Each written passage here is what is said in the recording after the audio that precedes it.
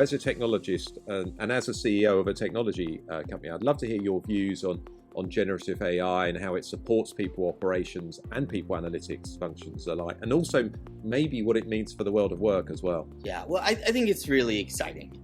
I think there's obviously, like any big technology change, there's a lot of challenges and a lot of upsides and downsides, but I think it's really exciting.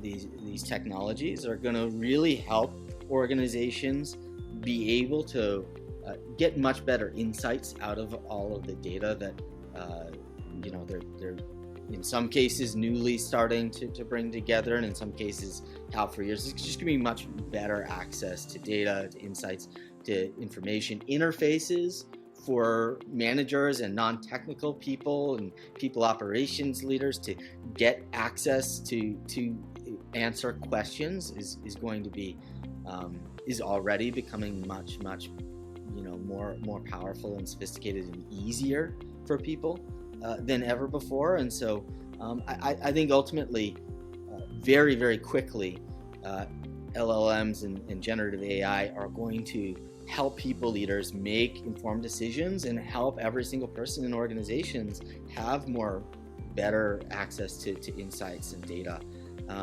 I think that healthy transparency still needs to be sort of at the core of how we think about surfacing these things. I think that the way a lot of these models work is it can be challenging to shield sensitive data in the ways it needs to be shielded, and so that is a specific challenge to people operations data that needs to be very carefully thought through as these technologies are deployed. And even more so, I think we as an industry on the precipice of all this change need to be really, really thoughtful about deploying AI or any technology that helps make important decisions that are going to impact people's livelihoods.